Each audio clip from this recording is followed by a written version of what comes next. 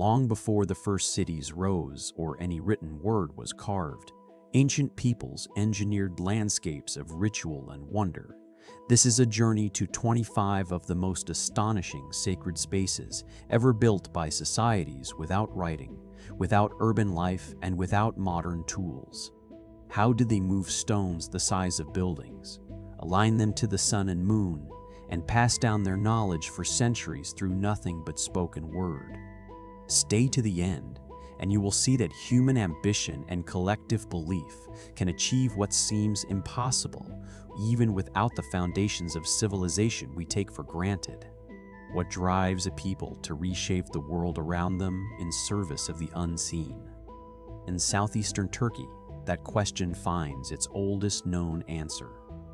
On a hill known as Göbekli Tepe, archaeologists have uncovered a ritual complex built around 9600 BCE. That is more than 6,000 years older than Stonehenge, and about 7,000 years older than the first cities of Mesopotamia. The builders were not farmers. They were hunter-gatherers living in a world without domesticated crops or livestock. The site consists of multiple circular enclosures, each formed by massive T-shaped limestone pillars arranged in rings. The pillars weigh several tons and stand up to 5.5 meters tall. Their surfaces are carved with intricate reliefs of wild animals, foxes, snakes, scorpions, boars, cranes, and even spiders. Some pillars display human-like arms and hands, suggesting the T-shapes themselves may represent stylized human figures. The entire complex appears to have been a gathering place for rituals, perhaps feasts or ceremonies that brought scattered groups together. What makes Göbekli Tepe truly revolutionary is that it shatters a long-held assumption.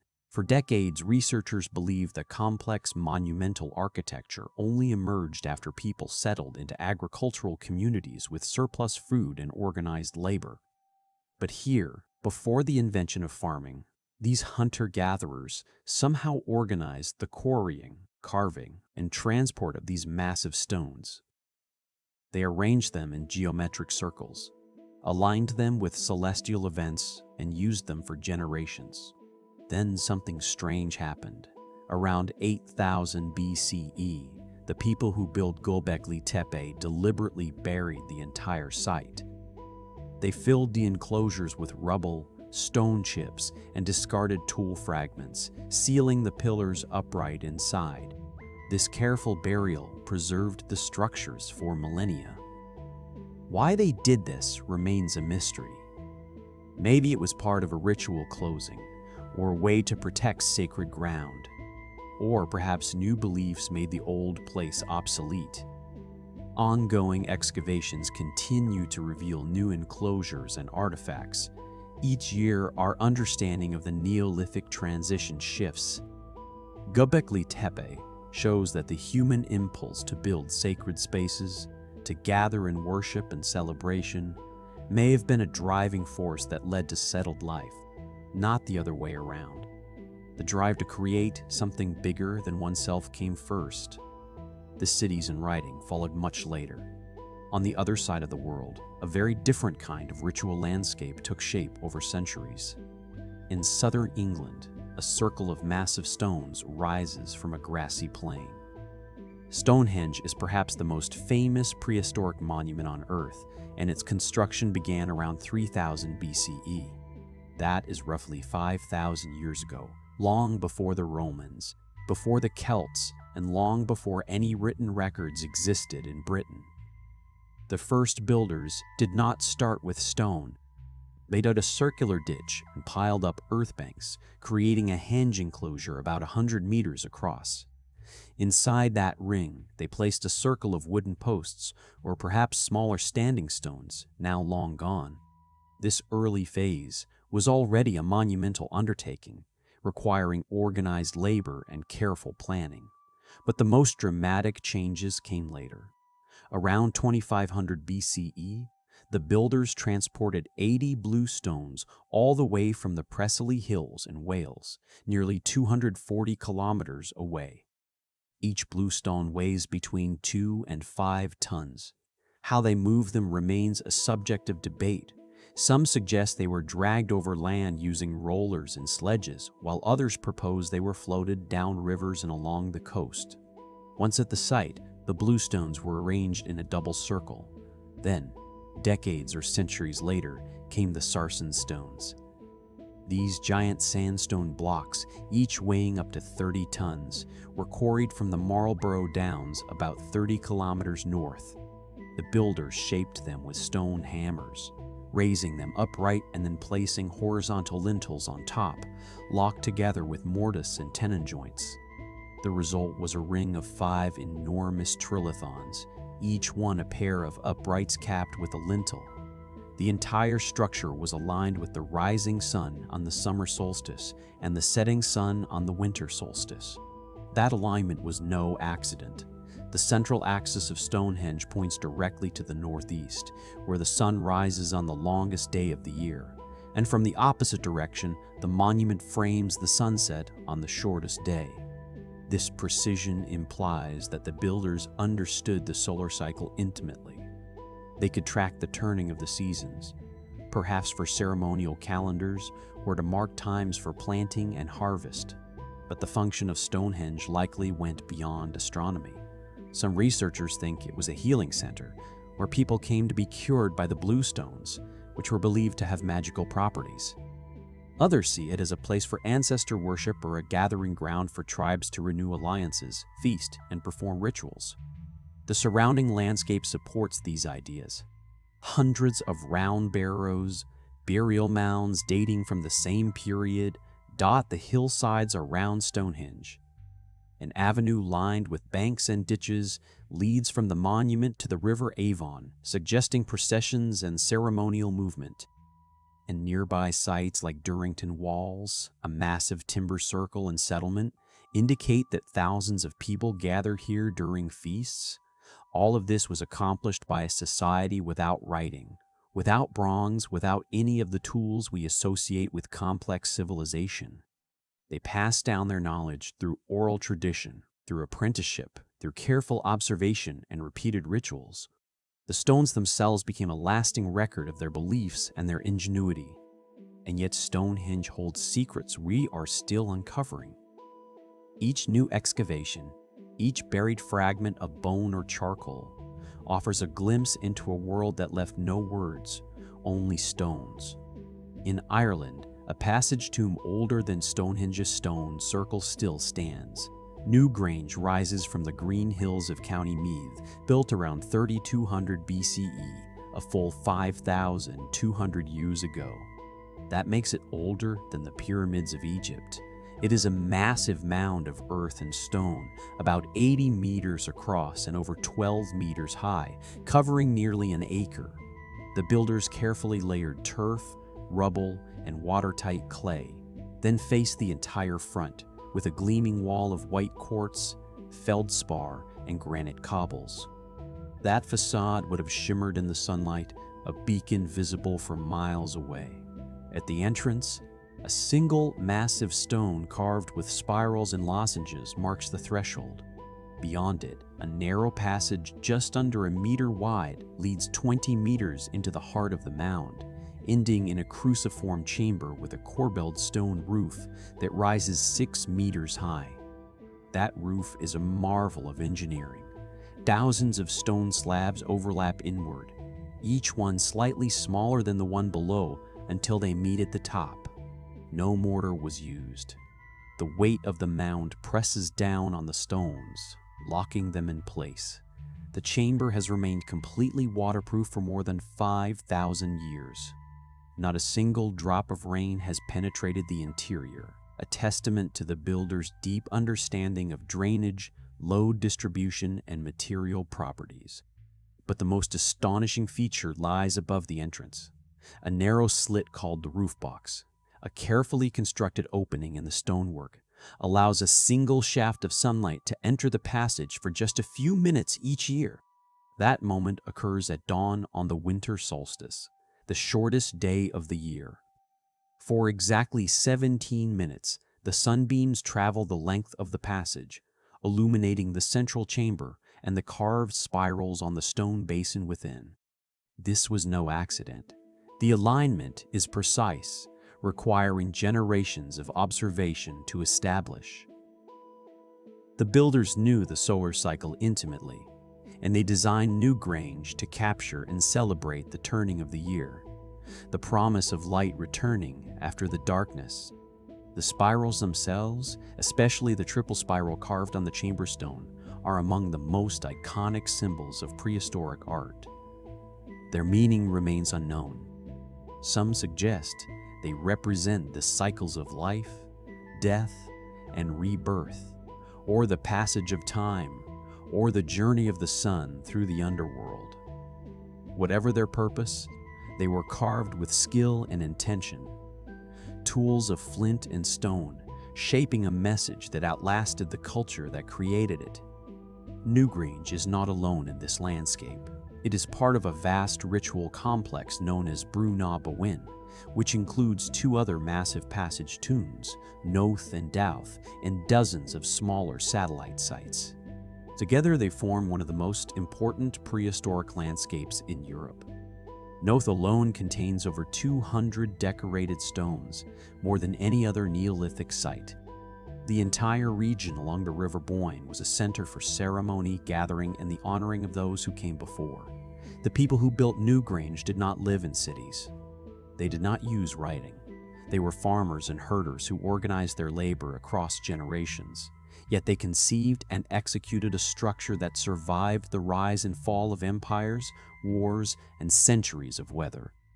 Their astronomical knowledge, their engineering, and their spiritual vision remain encoded in stone, waiting for the winter sun to unlock it every December. What beliefs drove them to pour so much effort into a single chamber, a single moment of light? That question still echoes through the passage. Long after its builders have passed beyond memory, thousands of stones march across the plains of Brittany and northwestern France. The Carnac alignments stretch for over 4 kilometers, a vast grid of nearly 3,000 standing stones arranged in parallel rows that seem to extend toward the horizon.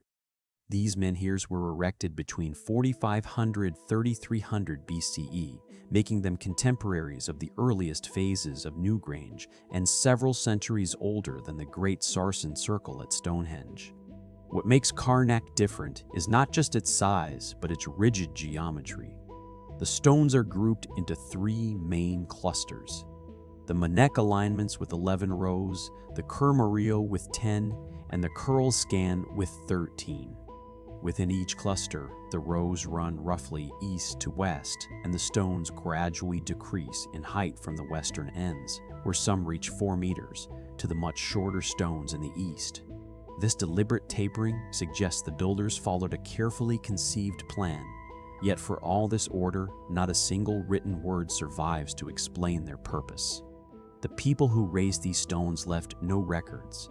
They lived in small farming communities, built simple dwellings of timber and wattle, and buried their dead in communal stone chambers. Their world was oral and ritual, and the alignments were their enduring statement. So what were these rows for? Archaeologists have proposed several theories. One of the earliest and most persistent is that the stones served as astronomical markers, mapping the movements of the sun, moon, and stars across the seasons. Some researchers have tried to find alignments with solstices and equinoxes, but the results are inconsistent. The rows do not point toward a single celestial event with the precision seen at Newgrange or Stonehenge. That does not mean astronomy played no role, but it suggests the builders had other priorities. A second theory sees the stones as territorial boundaries, marking the land of different clans or kinship groups. The alignments may have functioned as a kind of ritual fence, separating sacred space from the everyday world. This idea gains support from the fact that the rows often stop at the edge of a river or valley, as if following natural features. A third theory proposes processional routes. The long avenues of stones may have guided participants during ceremonies, perhaps leading them from one ritual site to another. Walking between the rows, flanked by stone giants, would have been a powerful experience, shaping movement and focusing attention on a specific direction or destination. A fourth theory ties the stones to fertility or ancestor veneration. Standing stones in many cultures are linked to the spirits of the dead, and the Carnac region is dotted with dolmens and tumuli, burial chambers and earthen mounds that predate or overlap with the alignments. Some of the stones themselves are carved with symbols, including what look like axes, crooks, or even human figures, though these are rare.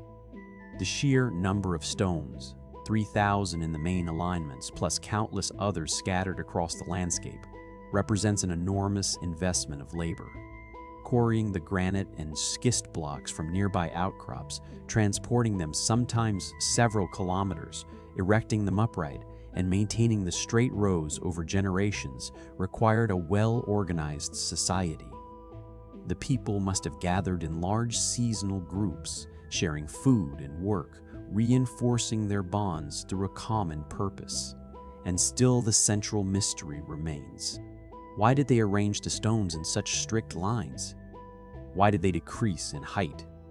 Why was the whole design so carefully executed? The granite has withstood millennia of weather, but it holds no written answers. All we can do is walk between the rows and wonder. The silence of the stones is itself a kind of message, a reminder that some of humanity's greatest questions have no easy answers. And that silence stretches eastward into the heart of Europe, where other ritual landscapes wait to be discovered. A few hundred kilometers northeast of Carnac, another stone circle rises from the English countryside, but this one is so vast it contains an entire village within its boundaries. Avebury, built around 2600 BCE, is the largest stone circle in Europe, a monument that dwarfs even its more famous neighbor Stonehenge. Yet it remains far less known. The entire complex covers nearly 11.5 hectares, defined by a massive outer bank and a deep ditch that together form a circular enclosure over 400 meters across. The bank originally stood about 8 meters high and the ditch was cut 9 meters deep into the chalk bedrock, a staggering earth-moving project that required shifting an estimated 200,000 tons of soil and rock, all dug with antler picks and carried away in baskets. Inside this enormous ring, the builders erected a great outer circle of about 100 standing stones, each weighing between 10 and 40 tons. Within that circle, they placed 2 smaller inner circles, each around 100 meters across, arranged roughly side by side near the center of the enclosure. The northern inner circle once contained a distinctive cove of 3 stones, perhaps an even earlier ritual focus. The southern inner circle held a huge standing stone, now called the obelisk or the pillar, around 5 meters tall, which may have served as a central marker. All these stones were quarried from the local sarsen fields, the same hard sandstone used at Stonehenge, but here they were left in their natural, unshaped forms, rough and irregular, giving Avebury a wilder, more organic feel than the carefully dressed pillars of its southern counterpart. 2 long avenues of paired stones lead away from the main circle. The West Kennet Avenue, about 2.5 kilometers long, connects Avebury to the sanctuary, a smaller timber and stone circle on Overton Hill, while the Beconten Avenue runs westward to a now destroyed circle. These avenues were not just pathways. They were processional routes, channeling movement from one sacred space to another. Walking along them, flanked by standing stones on both sides, would have transformed a simple journey into a ritual passage, drawing participants toward the great circle at the heart of the landscape. At the end of the West Kennet Avenue, the sanctuary itself was a complex structure of concentric timber rings, later rebuilt in stone, suggesting that the entire network was used over many centuries. But Avebury's ritual landscape does not stop there. Less than 2 kilometers south rises Silbury Hill, the largest prehistoric man-made mound in Europe, standing 40 meters high and covering over 2 hectares. Its construction began around 2400 BCE, and it required an estimated 500,000 tons of chalk and soil, built in successive layers without any internal burial chamber or clear purpose. No one knows why it was built. It was not a tomb. It was not a fortress.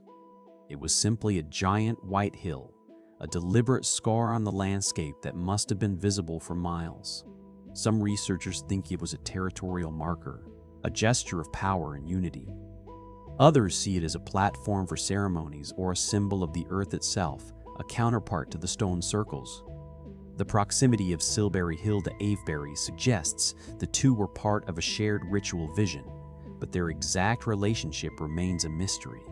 Unlike Stonehenge, Avebury has no obvious solar or lunar alignments. The stones are not oriented toward solstices or equinoxes with any precision. This lack of astronomical focus suggests that Avebury's purpose was different.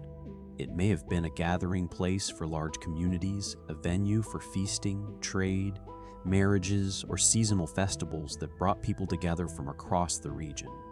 The enormous scale of the ditch and bank could have functioned as a boundary, enclosing a sacred space where the mundane world was separated from the spiritual.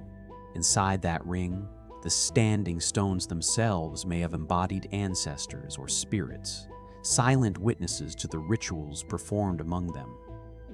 What makes Avebury particularly haunting is that the village of Avebury now sits right inside the ancient circle, with houses, gardens, and roads woven among the stones.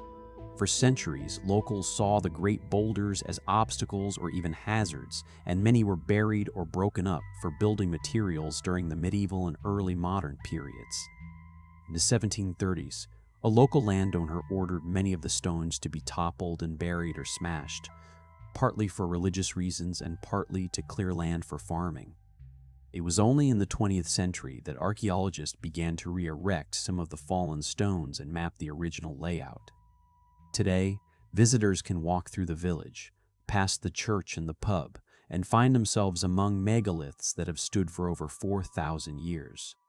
The stones remain, but their original meaning is lost.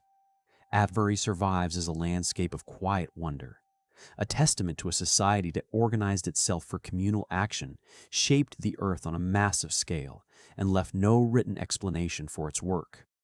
And as we move deeper into the prehistoric world, we find that this pattern, building enormous ritual landscapes without cities or writing, repeats itself across cultures and continents. Each one a unique expression of the human need to mark sacred ground.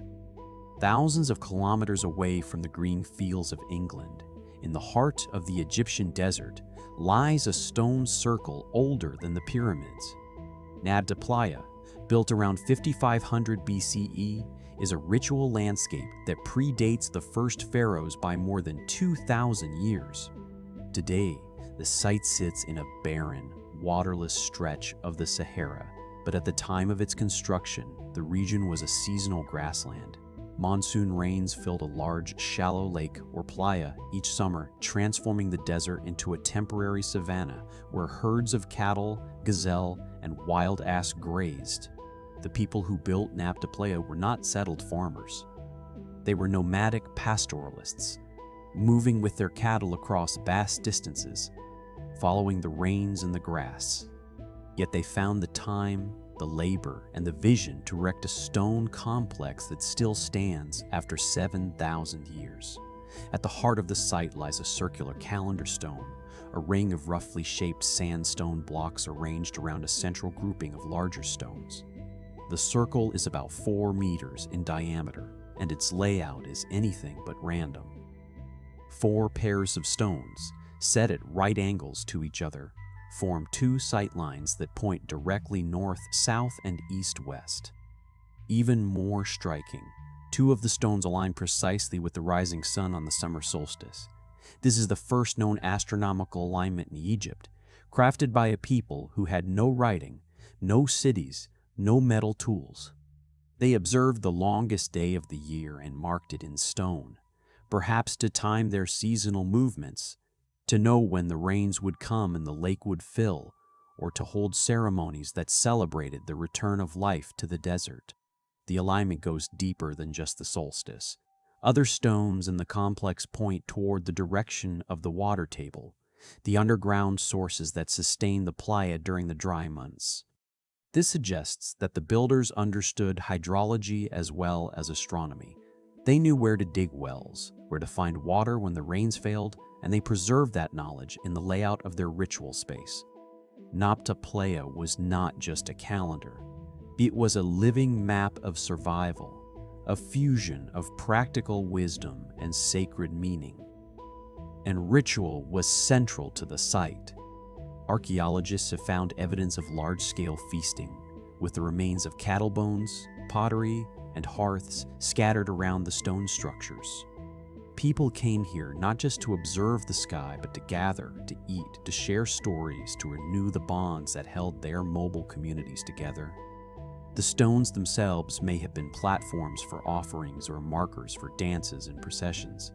One of the most remarkable features of Nabta Playa is a tumulus, a low mound of earth covering a burial chamber that contained the remains of a cow, carefully interred with its head pointing east. Cattle were central to the lives of these pastoralists, providing milk, blood, and meat, as well as serving as symbols of wealth and status.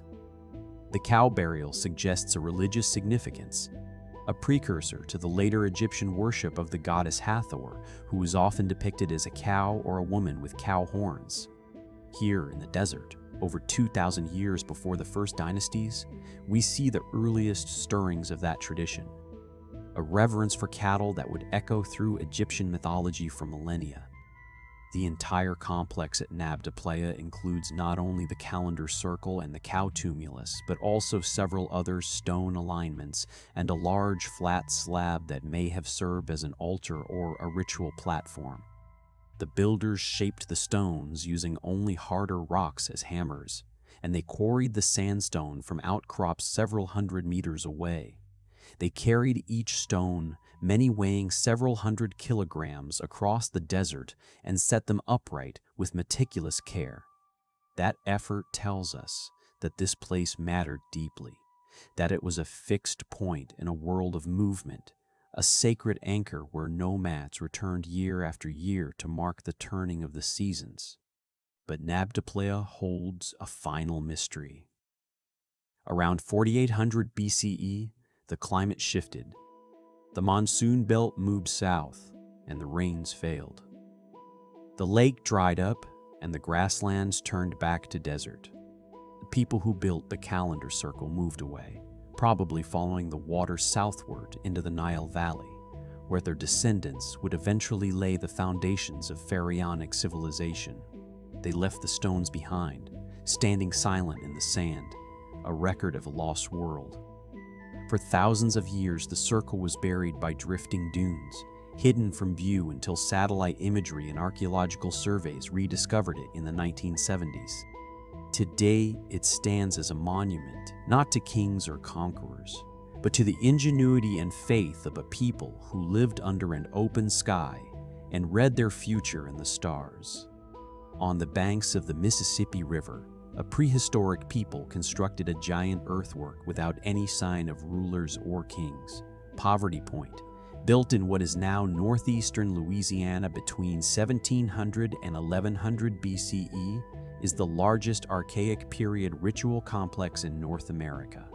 It covers about 400 hectares, and at its heart lie 6 concentric C-shaped ridges, each one a low earthen embankment that once rose several meters high.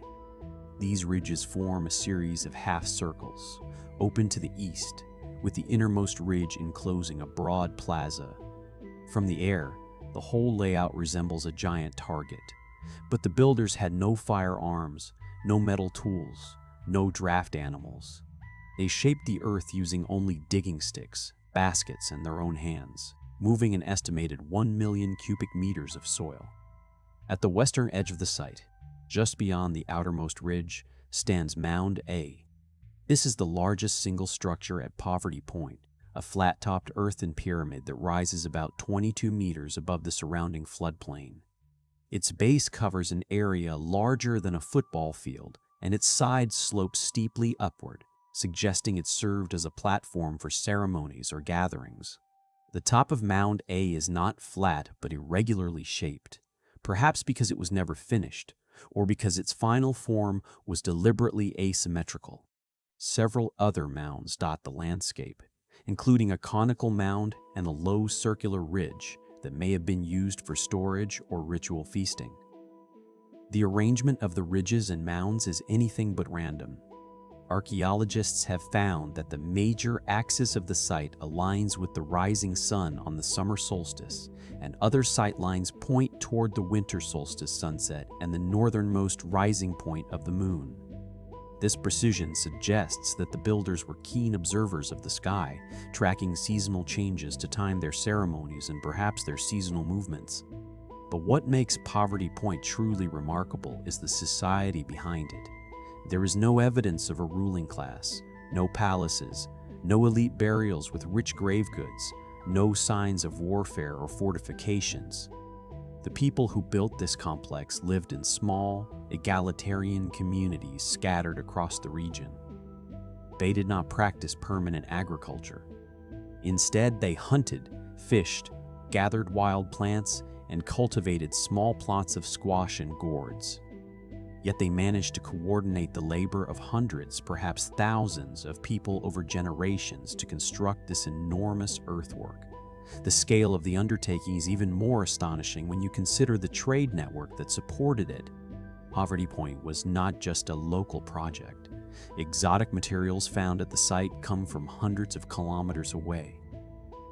Copper from the Great Lakes region, galena, a late ore used for pigment, from Missouri and Iowa, magnetite and hematite from the Appalachian Mountains, soapstone from Alabama and Georgia, and most dramatically, thousands of pounds of work stone, including flint, chair, and quartzite, brought from quarries in Arkansas, Oklahoma, and Tennessee. These materials were shaped into projectile points, blades, drills, and carved figurines, some of which were clearly not intended for everyday use. The volume of imported stone is so large that it required an organized system of exchange, perhaps through seasonal gatherings where different groups met to trade, feast, and perform rituals. Those gatherings likely took place right at Poverty Point on the plaza and ridges where feasting debris, including animal bones and broken cooking vessels, has been found in abundance. The site was occupied for roughly 6 centuries and then it was abandoned. By about 1100 BCE, the last ceremonies ended and the mounds began to grow over with forest. No one built a city there afterward. No later culture, not even the Mississippian peoples who later built monumental centers like Cahokia, returned to use Poverty Point as a permanent settlement. Why? Climate change may have shifted the floodplain, making the area less hospitable. Social networks may have broken down. Or perhaps the rituals that gathered people together simply changed, and the old earthworks lost their meaning. Whatever the reason, Poverty Point stands as a mystery of collective achievement without central authority. It reminds us that monumental architecture does not always require kings and armies. Sometimes a shared belief and a common purpose are enough to move mountains of earth. And the legacy of that belief endures in the silent ridges and mounds, waiting for us to ask the right questions. In central Germany, a wooden circle older than the pyramids still marks the turning of the year. The Göbekli Circle, built between 4940–700 BCE, is one of the oldest known solar observatories in Europe. It predates Stonehenge by more than 2,000 years and stands as a quiet testament to how deeply our ancestors understood the sky. The structure is deceptively simple, 2 concentric ditches, each originally about 1 meter deep, forming a circular enclosure 75 meters in diameter. Inside the inner ditch, a wooden palisade rose from a series of closely spaced posts, creating a solid wall that enclosed the central space. But the palisade was not continuous. At 3 carefully placed intervals, the posts stalked, leaving 3 gates that broke the circle. Those gates were not aligned to the four cardinal directions. Instead, they pointed toward specific points on the horizon, and archaeologists have confirmed that two of them align precisely with the sunrise and sunset on the winter solstice. The third gate aligns with the summer solstice sunrise. This was no coincidence. The builders had watched the sun for generations, noting where it rose and set at the extremes of its annual journey. They then translated that knowledge into wood and earth, creating a calendar in the landscape. The gates would have channeled light in specific ways. On the shortest day of the year, the rising sun would have sent a beam of light through the southeastern gate, and the setting sun would have shone through the southwestern gate, illuminating the interior for those few precious minutes. This solar alignment suggests that the people who built Göbekli Circle gathered here to mark the seasons, perhaps to celebrate the return of longer days or to reinforce a shared understanding of time. Inside the enclosure, archaeologists have found traces of what those celebrations looked like. Scattered among the post holes and ditches were fragments of pottery, animal bones, and stone tools, evidence of feasting. The remains included the bones of cattle, pigs, and deer, all showing signs of butchering and cooking. These were not solitary meals. They were communal feasts where large groups came together to share food, drink, and ritual. There were also signs of more solemn practices. In one section of the ditch, excavators uncovered the remains of several individuals, including a young adult and a child, along with carefully placed offerings of pottery and stone. This suggests that the circle was not just an observatory, but a site for ceremonies connected to the cycle of life and death. A place where the community honored its members and sought the favor of forces they could not control. The Göbekli Circle did not exist in isolation. It belongs to a much larger class of structures known as kreisgrabenanlagen, or circular ditch enclosures, which have been found across Central Europe from Austria to Poland, from the Czech Republic to Eastern Germany. Over 150 have been identified so far, all dating to a relatively narrow window between 4940 and 500 BCE. They vary in size and precise layout, but they share the same basic design. One or two concentric ditches, a wooden palisade, and carefully placed gates that often align with the sun. This widespread pattern implies something remarkable. Without writing, without cities, without any central authority, a shared system of beliefs and astronomical knowledge spread across an entire region. Communities hundreds of kilometers apart were building similar structures using the same principles and presumably understanding the sky in the same way. They were not copying a single blueprint, but they were drawing on a common cultural inheritance passed down through generations of oral tradition and practical observation. That inheritance was built on the sun. For Neolithic farmers and herders, the changing seasons were not abstract concepts. They were matters of survival, knowing when to plant, when to harvest, when to move herds to fresh pasture, when the cold would return. All of that depended on accurate calendars. The sun, with its predictable path across the sky, provided the most reliable marker.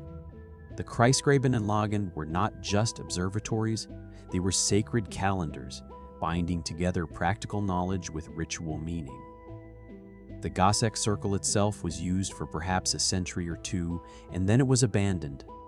The ditches silted up, the wooden posts rotted away, and the site was gradually forgotten. It was only rediscovered in the 1990s when aerial photography revealed the faint outline of the circular ditches beneath fields of wheat. Excavations followed, and in the early 2000s, the site was partially reconstructed, with a new wooden palisade erected along the original post holes. Today, visitors can stand inside the circle and see the same solstice alignments that the builders saw 5,000 years ago. But the silence of the site is still profound. The wooden posts carry no inscriptions, no carved symbols, no written records at all. The thousands of people who gathered here over the generations left behind only fire-cracked stones and butchered bones, fragments of broken pots, and the faint traces of their footsteps. Their knowledge, their beliefs, their songs and stories vanished with them. And yet the circle itself speaks. It tells us that the human need to mark time, to understand the seasons, to come together in shared ritual, is older than any written word. It is written into the earth itself. Far to the northwest, on a windswept Scottish island, another stone circle faces a different sky. The Callanish stones rise from the rugged moorland of the Isle of Lewis, a place where the Atlantic wind never seems to rest and the light shifts between gray and gold with alarming speed. Built between 29–2600 BCE, this ritual landscape is unlike any other in the British Isles. Instead of a simple circle or a row of standing stones, Callanish forms a distinct cross shape. At the center stands a single towering monolith, nearly 5 meters tall, carved from the local Lewisian gneiss, one of the oldest rocks on Earth. Radiating from that central pillar, 4 straight avenues of stones extend outward, roughly in the directions of north, south, east, and west. The northern avenue is the longest, with 19 stones stretching about 80 meters, while the other 3 arms are shorter. Together, the layout resembles a Celtic cross, though the symbol itself would not appear on the island for another 3,000 years. The geometry is deliberate, but its meaning has never been fully decoded. Was the cross shape meant to mirror the cardinal directions, to align with celestial bodies, or to guide the movement of ritual processions?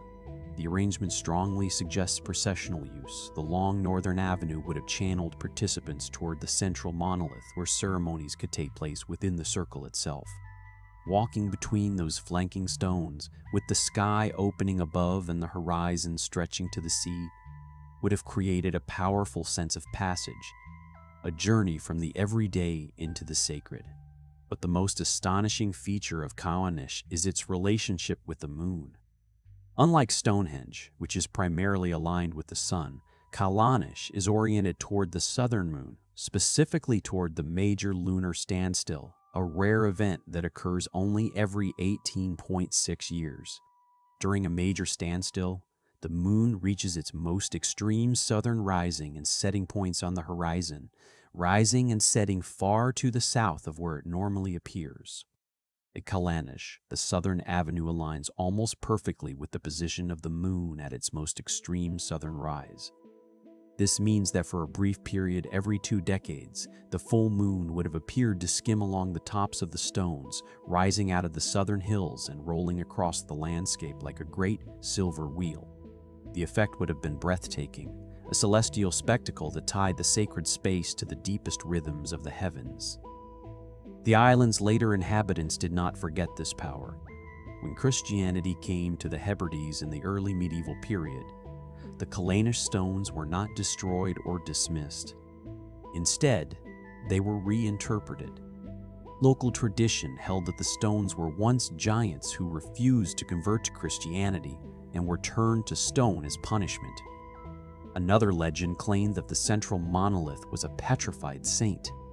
Even the nearby chapel, dedicated to St. Kilda, was built within sight of the circle. The stones were woven into the new faith, their mystery adapted rather than erased. That blending of ancient and Christian layers gives Callanish a unique emotional weight. Standing among the stones in the mist, with the wind carrying the scent of peat and salt, you can feel the accumulation of centuries. The builders left no written words, but they left a place where the sky and the earth meet in a silent conversation.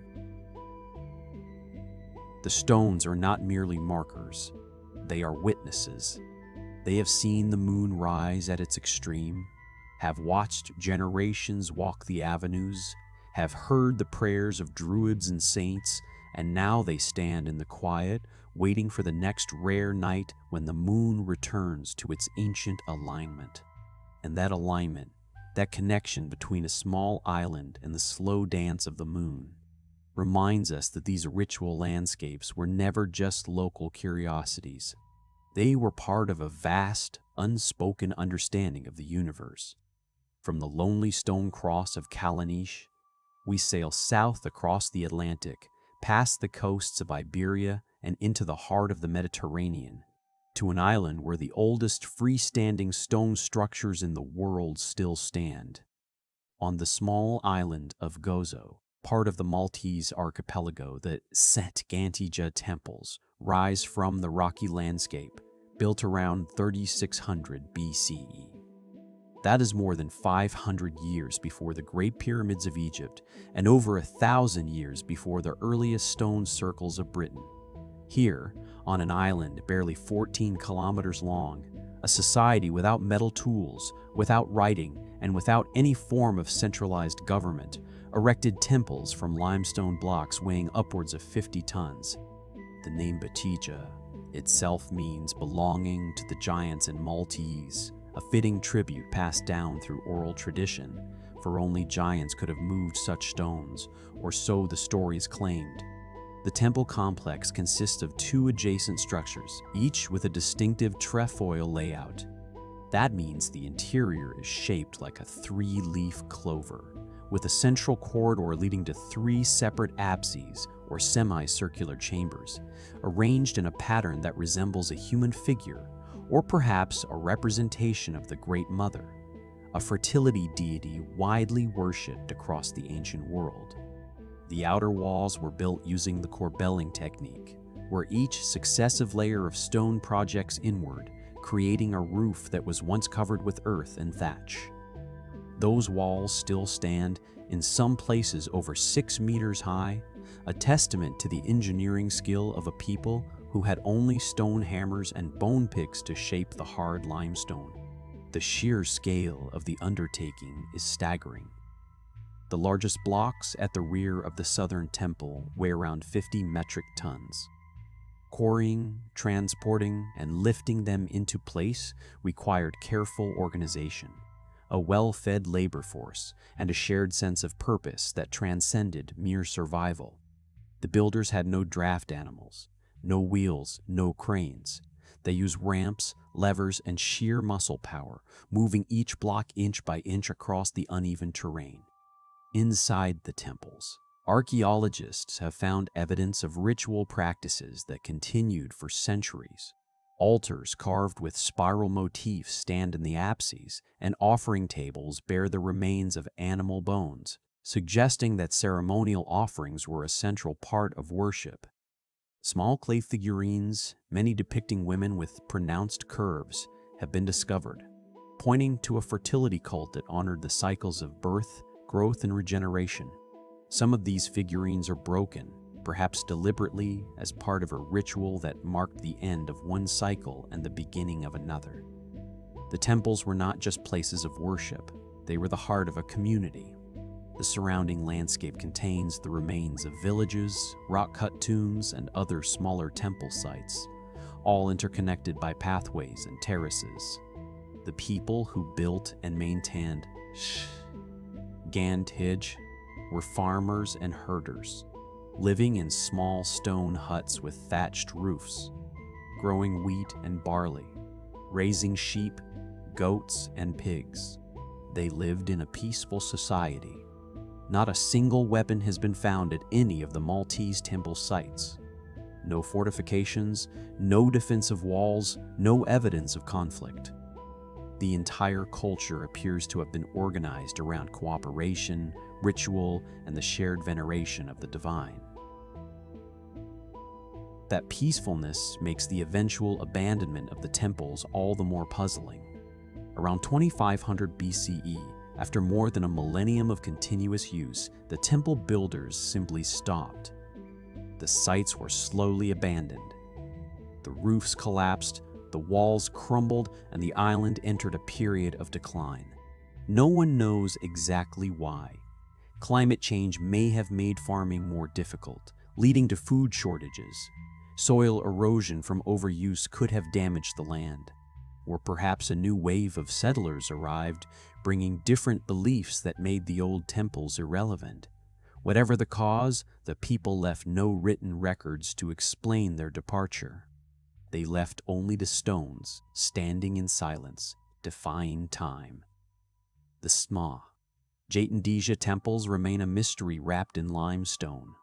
The builders possessed no cities, no kings, no armies, yet they achieved what seems impossible. They shaped the island into a sacred landscape, a place where the earth and the spirit met. And then they vanished, leaving behind a question that still echoes through the empty apses. What drove a people to build such enduring monuments, only to walk away from them forever? Further north, in the rolling countryside of North Yorkshire, 3 enormous Henges form a straight line across the landscape. The Thornborough Henges, built between 3500 and 2500 BCE, are a ritual complex unlike any other in Britain. Each henge consists of a large circular bank and ditch, with an inner platform that once held timber circles or standing stones. But what makes them truly striking is their precise alignment. All 3 henges are laid out in a near-perfect straight line, stretching over 1.5 kilometers. Their centers are spaced exactly at intervals of about 550 meters, a feat of surveying and planning that required a shared vision across generations. This straight line is not oriented to the cardinal directions. Instead, it runs northwest to southeast, pointing toward the midsummer sunrise and the midwinter sunset, a deliberate link to the solar year. The builders did not stop at earthworks. They covered the inner banks and ditches with a brilliant white gypsum paste, a mineral that would have glittered in the sun and glowed under the moon. From a distance, the 3 Henges would have appeared as gleaming white rings set into the green landscape, visible from miles across the Vale of Mowbray. The effect must have been breathtaking, a deliberate statement of power and sanctity that transformed the entire area into a sacred zone. The Henges sit near the river Uri, which provided a natural route for movement and trade. An ancient avenue, still faintly visible in field patterns, once connected the southernmost henge to the riverbank, suggesting that processions and gatherings began at the water and moved inland toward the monuments. That avenue, along with the banked pathways between the henges, would have guided participants through a structured ritual journey, each henge marking a different stage of the ceremony. Archaeologists believe these henges were not permanent settlements, but seasonal gathering places. Thousands of people may have come here during the solstices or equinoxes, setting up temporary camps, feasting, trading, and performing rites.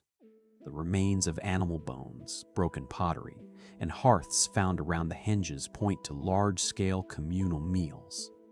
The henges themselves were not static. Over the centuries, the builders returned to them repeatedly, digging new ditches, raising new banks, and shifting the internal arrangements. One henge shows evidence of a timber circle that was later replaced by a stone setting, then later removed altogether. This constant modification tells us that the rituals were never fixed. They evolved with the community, adapting to new beliefs or changing social needs. The henges were living places, not frozen monuments. The white gypsum coating eventually weathered away, but the earthworks remain, their broad banks still rising from the fields. The straight line of the 3 henges still marches across the landscape, an enduring question mark from a time before writing. Why 3? Why in a line? Why the brilliant white? The answers are lost, but the henges themselves continue to gather visitors, just as they once gathered the living, and just as they still hold the memory of those who came to honor the turning of the year. On the wind-swept archipelago of Orkney, the land itself is a monument. Here in the far north of Scotland, the Ring of Brodgar rises from a narrow strip of earth between 2 lochs, a great circle of standing stones that has faced the Atlantic gales for over 4,000 years. Built between 2500 and 2000 BCE, this stone ring originally contained 60 towering monoliths, each hewn from the local sandstone. Today, only 27 remain upright, the others lost to storms, lightning strikes, or centuries of agricultural use. Yet even in its incomplete state, the circle commands the landscape. The stones stand within a massive circular ditch cut deep into the bedrock, measuring over 100 meters in diameter. That ditch is not a fortification. It is a boundary, a sacred moat that separates the inner space from the everyday world. The builders did not raise a bank alongside it. Instead, they piled the excavated rock and earth into a low external platform, perhaps used for processions or as a base for additional timber markers. The effect is a clean, uncluttered ring, open to the sky, with the stones themselves as the only vertical elements. From any point inside the circle, the horizon is broken by the silhouette of the monoliths, each one slightly different in shape and thickness, creating a rhythmic, almost musical pattern. The Ring of Brodgar did not stand alone. It was the heart of a ritual landscape so dense with meaning that the entire island of Orkney seems to have been a sacred territory. Less than a kilometer to the southeast lies the chambered tomb of Maeshowe, a passage grave built around the same time. Its entrance is aligned so that the setting sun on the winter solstice shines directly into the central chamber, illuminating the darkness for a few precious minutes. The interior is finely constructed with massive stone slabs, and later Viking raiders broke in and left runic carvings on the walls, a testament to how even later cultures recognized the power of this place. To the south, along the coast, lies the settlement of Skara Brae, a cluster of stone houses preserved under sand for millennia. The people who lived there, with their stone beds, hearths, and storage boxes, were part of the same society that built the Great Ring. They fished, farmed, and raised cattle, and they walked the same paths that led to the circle for rituals, gatherings, and the passing of knowledge from one generation to the next. Between Skara Brae and the Ring of Brodgar, archaeologists have uncovered an even more astonishing complex, the Ness of Brodgar. This sprawling ritual precinct, still under excavation, contains the remains of monumental stone buildings, foundations of structures that were once roofed and decorated with colored stone and elaborate carvings. The site dates to the same period, 3300 to 2300 BCE, and it appears to have been a hub for feasting, craft production, and ceremonial gatherings. Walls, paved courtyards, and massive hearths suggest that thousands of people visited this place. The sheer concentration of ritual architecture within a few square kilometers, the ring, the chambered tomb, the settlement, and the ceremonial center is unmatched anywhere in the British Isles. Every element of the landscape was saturated with meaning. The stones of Brodgar were not placed randomly. They lie along alignments that connect the ring to the surrounding monuments. The relationship between Maeshowe, the Ring of Brodgar, and the stones of Stennis, a smaller but older circle nearby, forms a triangle that aligns with the solar and lunar extremes. The entire region was a map of belief where the living, the dead, and the divine were woven together into a single, interconnected world. The people who built this landscape left no written records. They passed down their knowledge through apprenticeships, through stories told around hearths, through the very act of building and rebuilding. They shaped the earth and stone to reflect the cycles they saw in the sky, the cycles they experienced in their own lives. And then, around 2200 BCE, the activity stopped. The Ness of Brodgar was deliberately dismantled and abandoned. The ring stood silent. The houses of Skara Brae were buried by sand. The reasons remain unknown, but the landscape itself still speaks. Walking between the stones at Brodgar with the wind whipping across the loch and the clouds racing overhead, you feel the weight of that lost world. The circle holds its silence, but it asks a question that still echoes across the centuries. What does it mean to build a sacred place not for one generation, but for eternity? half a world away from the wind-swept stones of Orkney, in a desert valley along the Peruvian coast, another society was shaping the earth in service of the unseen. The Sechen Bajo complex in the Cosma Valley holds a sunken circular plaza built around 3500 BCE, making it one of the oldest ceremonial structures ever found in the Americas. Imagine standing at the edge of that sunken circle, looking down into a space where the ground itself drops away, creating a stage that is both separate from the world above and intimately connected to it. The builders used two materials, adobe bricks, sun-dried and shaped by hand, and rough stone blocks, quarried from nearby hills and set without mortar. They dug a circular pit about 12 meters across and 2 meters deep, then lined the walls with a double ring of stone and packed earth. The floor was covered with a layer of clay, hard-packed and smooth, and evidence of repeated ceremonial fires can still be detected in the ash and carbonized deeds found there. Those fires were not accidental, they were central to whatever rituals unfolded in that sunken space. The heat, the smoke, the light flickering against the carved stone monoliths that stood around the plaza, all of this would have transformed the experience.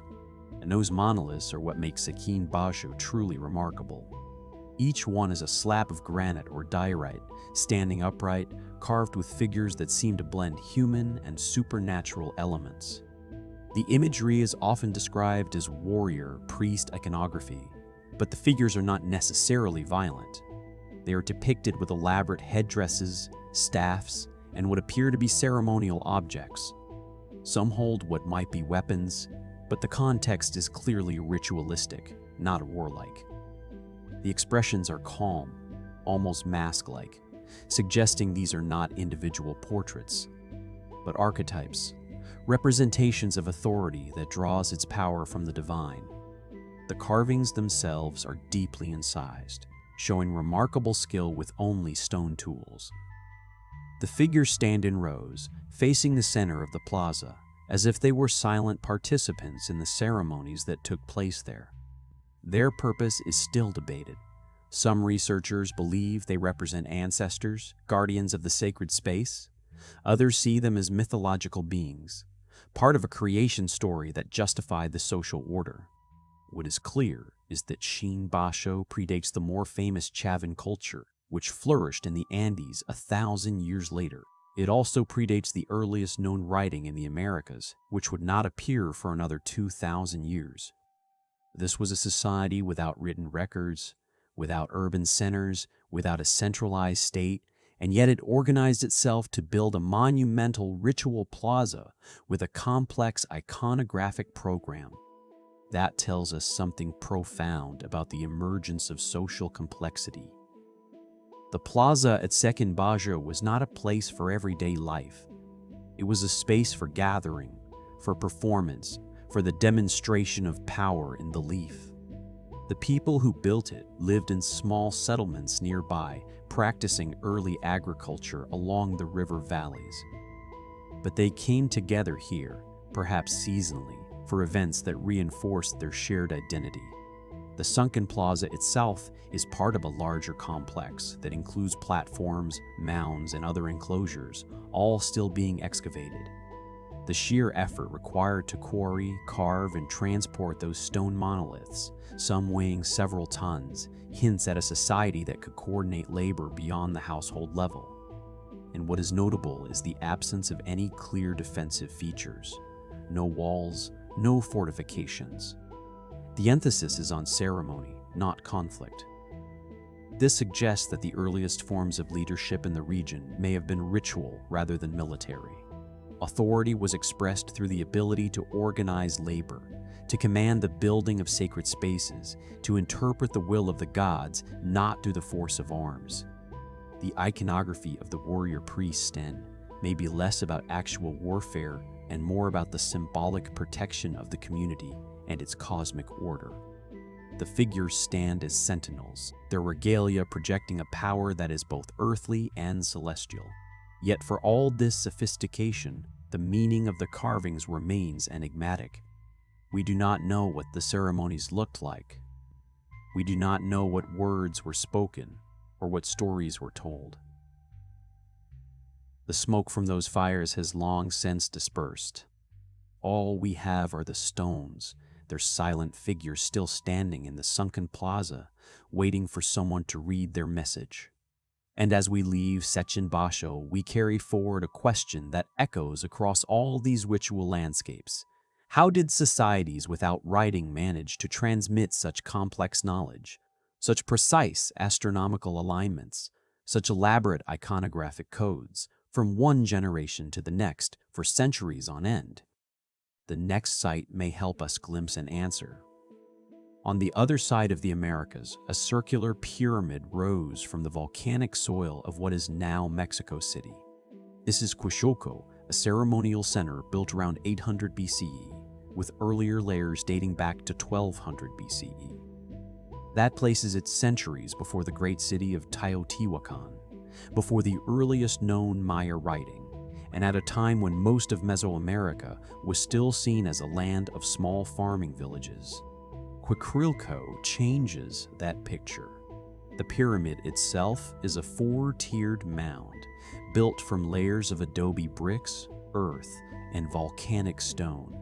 In its final form, it rose about 20 meters high, with a base diameter of roughly 120 meters. That makes it one of the oldest monumental structures in all of the Americas. Unlike the later pyramids of Teotihuacan, which were squared and stepped, Quixoco was built as a circular structure. Its shape was rare in Mesoamerican architecture, but it was not unique. It suggests a different set of beliefs, a different way of arranging sacred space. At the base of the pyramid, an adjacent plaza was excavated and leveled, creating an open area where large numbers of people could gather. Alongside the plaza, the builders constructed a sophisticated drainage system, channels cut into the bedrock to carry rainwater away from the ceremonial core. This was not a simple open ditch. The channels were carefully lined with stone and covered with slabs, directing water away from the plaza and the pyramid, protecting the structure from erosion. That kind of engineering shows a clear understanding of hydrology and a desire to preserve the site for generations. The people who built Quixoco were not living in a city. They were part of a dispersed community of farmers, fishers, and traders who lived along the shores of Lake Texcoco in the Valley of Mexico. They grew maize, beans, and squash, and they harvested fish and waterfowl from the lake. Their society was organized enough to quarry, transport, and stack thousands of tons of earth and stone, all without metal tools or draft animals. And they did it with a clear purpose. The pyramid was the center of their ritual life, a place where the community came together for ceremonies that reinforced their connection to the earth, the sky, and the cycles of nature. But Quixoco did not survive to become a city. Around 200 BCE, a chain of volcanic eruptions transformed the landscape. The nearby volcano Xetl erupted repeatedly, spewing lava and ash across the southern valley. The lava flows slowly advanced, eventually covering Quixoco and much of the surrounding farmland under a layer of basaltic rock several meters thick. The people had to abandon their homes and their ceremonial center. They scattered to other parts of the valley, and some historians believe that this displacement may have contributed to the later rise of Teotihuacan, which began to flourish around the same time as Quixoco was buried. The pyramid itself was partially hidden under the lava, its upper tiers still visible, but much of the lower structure encased in stone. For centuries it was forgotten, hidden beneath the hardened flow. When archaeologists rediscovered it in the early 20th century, they found a remarkable sight. The pyramid had been preserved, sealed by the lava almost as if in a time capsule. The drainage channels, the plaza, the tiered structure, all were intact, giving researchers a rare window into a period of Mesoamerican history that had been largely invisible. The eruption was a disaster for the people of Quixoco, but it also preserved their work for future generations. Huachuca stands as evidence that complex ritual landscapes with monumental architecture emerged in Mesoamerica well before the Classic period and the first true cities of the region. It shows that the drive to build sacred spaces, to engineer drainage, to gather in communal ceremony was not something that waited for writing or urban life. It was present from the very beginning, etched into the volcanic soil of a valley that would one day become one of the largest cities on Earth. The pyramid still stands today, encircled by the lava flow, a quiet reminder that some of the most ambitious human projects were built not by kings and scribes, but by farmers and fishers who simply believed that the place they marked was sacred. Further east, in the hills of northeastern China, another society shaped the landscape into a sacred center.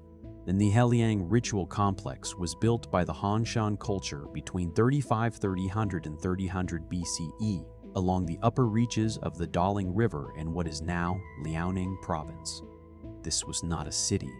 There were no palaces, no defensive walls, no dense neighborhoods of houses. Instead, the Hongshan people created a vast ceremonial precinct spread across several kilometers of rolling terrain, a place where dispersed communities came together for rituals that bound them into a shared identity. At the heart of the complex stood the goddess temple, a semi-subterranean structure built with rammed earth and wooden pillars. Inside, archaeologists discovered fragments of life-size clay figurines, including parts of a female figure with deep-set eyes and a wide, solemn mouth. The eyes themselves were made from polished jade, the first known use of that precious stone in a human representation. Only a few pieces survived, but they were enough to reveal that the temple once housed multiple statues, perhaps of goddesses, ancestors, or mythical beings, arranged in a hall designed for ceremonies. The temple was not merely a place of worship. It was a focal point for an entire ritual landscape that included stone altars and a massive pyramidal platform. The platform, built on a natural hilltop, was constructed from layers of stones and earth, rising in stepped tiers to a height of over 10 meters. Its base covered an area of several hundred square meters, and the builders faced it with carefully cut granite blocks. From the top, the view extended across the surrounding valleys, connecting the sacred space to the wider world. Near the platform, the Hongshan people set up circular stone altars, reams of upright stones arranged in patterns that aligned with the cardinal directions. These altars were not for sacrifice in a violent sense. They were places for offerings, perhaps of food, drink, or symbolic objects that honored the forces of nature and the spirits of ancestors. The most astonishing finds at Niuheliang, however, were not the structures themselves but the objects buried within them. Dozens of tombs were discovered in the vicinity, each containing carefully arranged jade artifacts. The Hongshan people had mastered the art of working jade, a material so hard that it could only be shaped with abrasives like sand and quartz, requiring months of patient labor for a single piece. Among the jade objects were the earliest known dragon-shaped pendants, curled figures with pig-like snouts and serpentine bodies, coiled as if an embryo. These pendants are often called pig dragons, and they represent a cosmology that linked the human world to the realm of the divine.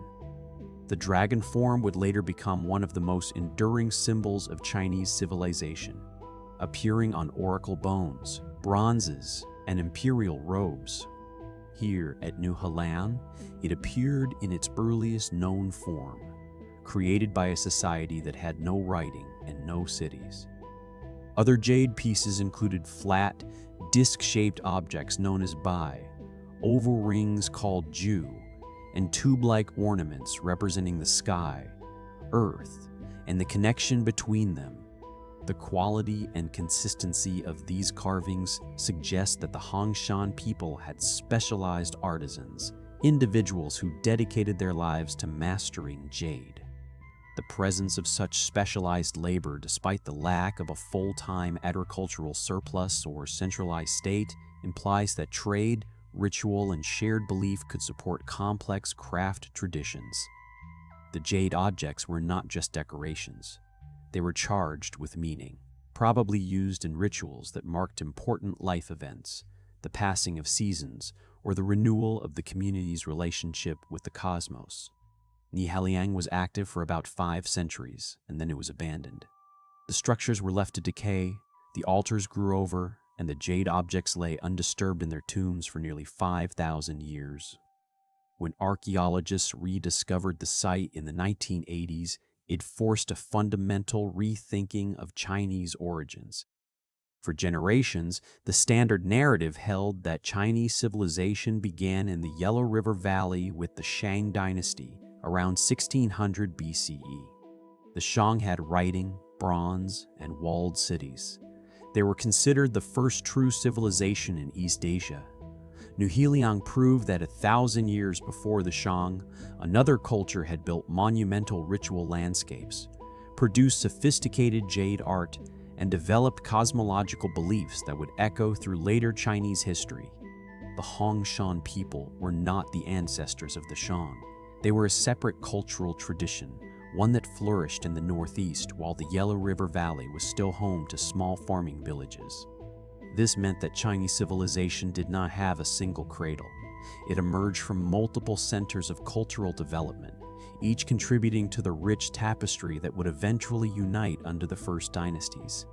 Niuheliang challenges us to see the deep roots of Chinese cultural identity, not as a single river flowing from a single source, but as a confluence of streams that began to merge long before any written record. The jade dragons still lie in museum cases, coiled and silent, but they speak of a world where belief, not bureaucracy, held a society together. On the sun-baked plains of Portugal, a stone circle older than any city still stands.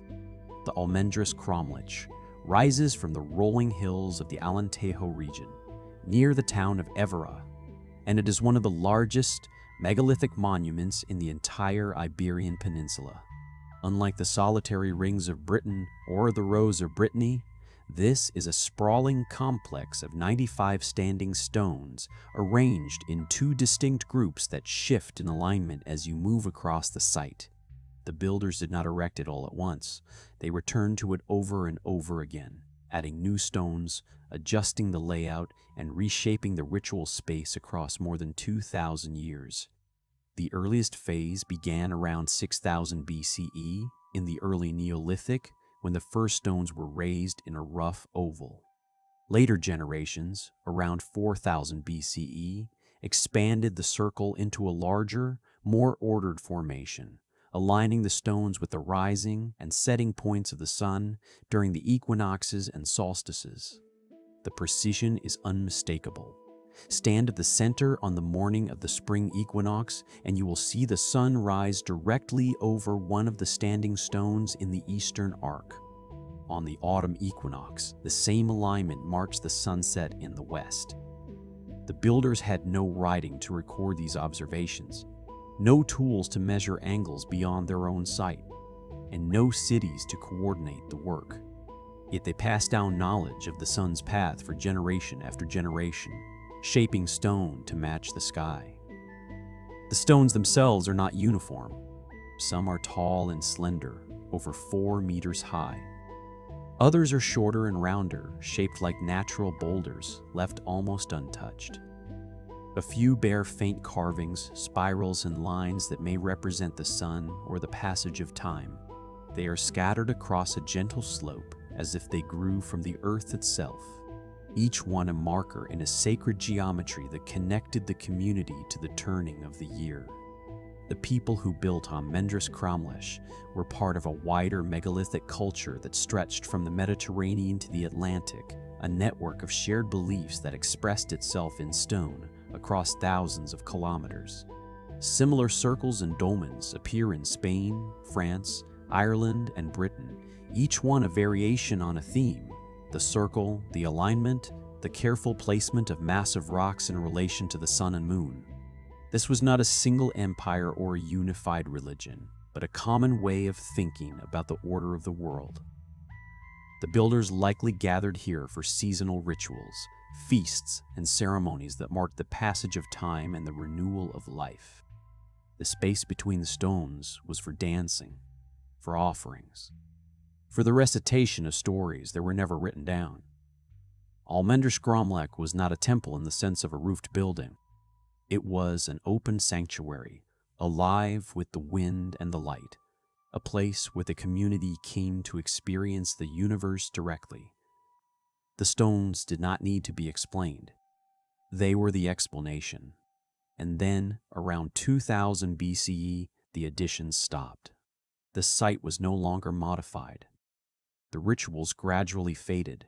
The gatherings became smaller, and the stones were left to the sheep and the oak trees. For 4,000 years, it lay hidden, slowly sinking into the soil, until local farmers and archaeologists began to rediscover the standing stones in the 1960s. Today, Almenderskramlek stands restored, the stones re-erected in their original positions. Visitors walk among them, touching the weathered surfaces, feeling the weight of time. The circles still hold their alignment, still mark the equinoxes, still point to the same sun that the first builders watched rise over an empty landscape so long ago. As the sun sets over the Alentejo, the long shadows of the stone stretch across the grass, and for a moment, the silence feels like a language older than words. That language of stone took a different form in southern Spain. Here, in the rolling hills of Antequera, 3 great dolmens rise from the earth, built between 3800 and 3000 BCE, a time when the first cities of Mesopotamia were still small settlements and writing had not yet reached the western Mediterranean. The largest of these is the Munga Dolmen, a chamber so immense that its capstone alone weighs an estimated 180 tons. That single slab of limestone, roughly 5 meters by 6 meters and over a meter thick, was quarried from a ridge several hundred meters away and dragged uphill to its final resting place. The builders used no wheels, no pulleys, no metal tools. They moved it by sheer collective effort, using logs as rollers and ramps of earth, a feat that still challenges modern engineers to explain. The chamber itself is a long corridor leading to a broad, rectangular space at the far end, formed by upright stone slabs set into the ground and covered by that enormous roof. The interior is dark and cool, the air heavy with the presence of centuries. But the most astonishing feature of Munga is not its size. It is the deliberate orientation of the entire structure toward a distinctive peak on the horizon, the Peña de los Enamorados, the Rock of the Lovers. That mountain, with its unmistakable silhouette resembling a sleeping giant or a human face, rises about 3 kilometers to the northeast. The axis of the dolmen points directly at a cleft between 2 of its peaks, an alignment so precise that it could only have been intentional. On the morning of the spring equinox and again in late summer, the rising sun shines through the cleft and sends a beam of light along the corridor, illuminating the far wall of the chamber. The builders did not just build a tomb, they created a connection between the world of the dead and the living landscape, a permanent link to a mountain that must have held deep spiritual meaning. The other 2 dolmens nearby, Viera and El Romero, show different alignments. Viera is oriented toward the rising sun on the equinoxes, a simpler solar marker. El Romero, built a few centuries later, points instead toward the winter solstice sunset. Together, the 3 monuments form a family of structures, each one responding to a different celestial event, but all anchored to the same geography of mountains and plains. The people who built them were farmers and herders who lived in small settlements along the fertile lowlands. They left no writing, no cities, no complex hierarchies. Yet they organized themselves to quarry, transport, and erect these stone chambers, and they maintained the tradition for over 800 years. The dolmens were not merely resting places for individuals. They were ceremonial centers, spaces where the community gathered to honor those who had passed, to renew their ties to the land, and to reaffirm their understanding of the cosmic order. The bones of hundreds of people have been found inside the chambers, along with pottery, stone tools, and offerings of food. This was not a single burial. It was a collective, ongoing practice, generation after generation adding to the remains of those who came before. The site became a repository of memory, a physical link to the ancestors. And remarkably, that sense of sacredness persisted long after the original builders disappeared. The Romans, who conquered the region around 200 BCE, recognized the power of the place. They built a settlement nearby and reused some of the dolmen stones for their own constructions, but they also left the main chambers intact, perhaps out of respect or superstition. Later, during the Muslim period, the area was incorporated into the economic and agricultural landscape, but the dolmens were never fully destroyed. They stood through centuries of change, their meaning shifting but never entirely lost. Today, the three monuments are protected as a UNESCO World Heritage Site, and visitors can walk inside the Manga chamber, touch the cold stone, and look out through the entrance toward the same mountain that guided the builders. The Piña de los Enamorados still dominates the horizon, silent and unchanging. And the capstone still holds 180 tons of limestone suspended over empty air, a testament to the quiet ambition of a people who believed that their dead deserved a doorway to the sky. On the small island of Malta, the oldest freestanding stone temples in the world still stand, built over 5,000 years ago. Two of the most remarkable are Hagar Kim and the Najdra, a pair of temple complexes that rise from the rugged limestone landscape of the southern coast. They were constructed between 3600 and 3200 BCE, a time when the first cities of Mesopotamia were still young and writing had barely begun in Sumer. Here, on an island just 27 kilometers long, a society with no metal tools, no wheels, no draft animals, and no written language raised massive stone walls that still endure after 50 centuries. The builders quarried soft Globigerina limestone from the surrounding hills and shaped it into enormous blocks, some weighing over 20 tons. They transported these blocks across the uneven terrain and set them upright, fitting them together with a precision that required careful planning and immense coordinated labor. At Hagar Kim, the outer walls are formed from colossal upright slabs, tilted slightly inward for stability, creating a facade that is both massive and elegant. Inside, the temple follows a trefoil layout, a central corridor leading to three semicircular chambers known as apses. These apses are lined with stone benches and altars, some of which are carved with intricate spiral patterns, the same motifs that appear at other megalithic sites across Europe. The spirals coil inward and outward, perhaps representing the cycles of life, the journey of the sun, or the endless renewal of nature.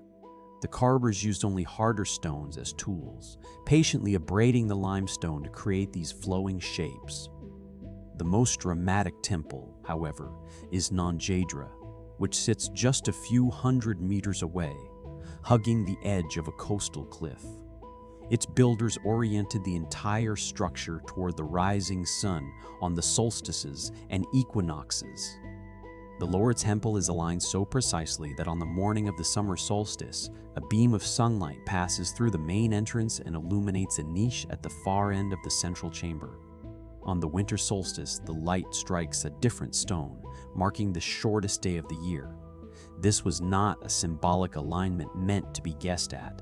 It was an engineered event calculated through generations of observation. The builders watched the sun move along the horizon year after year, and they designed the temple to capture that moment. Inside the chamber, the effect must have been stunning. A shaft of golden light piercing the darkness, transforming the space from an ordinary room into a sacred intersection of earth and sky. The same people who built these temples also created small clay figurines, the most famous of which is known as the Venus of Malta. Discovered at Hagar Kim in the early 20th century, this tiny statue, barely 10 centimeters tall, depicts a woman with exaggerated hips and breasts, her arms folded across her belly. She stands on a small pedestal, her face featureless, but her body unmistakably emphasizing fertility. Similar figurines have been found at other Maltese temples, suggesting a widespread cult focused on the renewal of life, the abundance of crops, the health of livestock, and the continuity of the community. These were not objects of idle decoration. They were used in rituals, perhaps held during ceremonies or placed on altars as offerings. The people of Malta lived in small farming villages, grew wheat and barley, raised sheep and goats, and fished the surrounding seas. They were isolated, separated from mainland Europe by several hundred kilometers of open water. Yet they built temples that rival anything on the continent. They shaped stone, carved spirals, and marked the turning of the sun. And then, around 2500 BCE, their culture collapsed. The temples were abandoned, the figurines left behind, the island gradually repopulated by later peoples who had no memory of the temple builders. No written records survive to tell us what they believed, what words they spoke, or why their world ended. The stones remain, empty but eloquent, waiting for the rising sun to trace its ancient path across the chambers. On the rolling hills of County Meath, a different kind of light marks the turning of the year. The Loughcrew Hills rise gently above the Irish Midlands, and hidden among their grassy slopes lies one of the most remarkable Neolithic ritual landscapes in Europe. Built around 3300 to 3100 BCE, this complex of passage tombs was the work of a society that lived in small farming communities, spoke no written language, and left behind no cities. Yet they created a network of stone chambers that still captures the sun at the precise moment of the equinox. At the heart of the complex stands Ġgantija, the largest and best preserved of the tombs. Its entrance faces east, and a long, narrow passage leads into a central chamber where the roof rises in a corbelled vault. The chamber is small, only a few meters across, but its walls are covered with some of the most intricate megalithic art found anywhere in Ireland. Spirals wind across the stone, coiling inward and outward in patterns that seem to pulse with motion. Chevrons, zigzag lines, and diamond shapes repeat across the surfaces, sometimes overlapping, sometimes carved so deeply that the stone grain itself becomes part of the design. Some stones bear what look like solar motifs, circles with radiating lines, perhaps representing the sun itself. The sheer density of the carvings is overwhelming. It is as if every surface that could be carved was carved, each pattern holding a meaning that is now lost. But the most astonishing feature of Ġgantija is not the art alone. It is the way the chamber interacts with the sun. On the mornings of the spring and autumn equinoxes, as the sun rises, a narrow beam of light passes through a carefully placed opening above the entrance. That beam travels along the passage, growing in intensity, until it illuminates the far wall of the central chamber. But it does not stop there. The light moves slowly across the stones, picking out specific carvings, illuminating a spiral here, a chevron there, as if the stone itself were waking up. For a period of about 15 minutes, the chamber is bathed in golden light, and then, as the sun climbs higher, the beam fades. The effect is so precise that it could only have been intentional.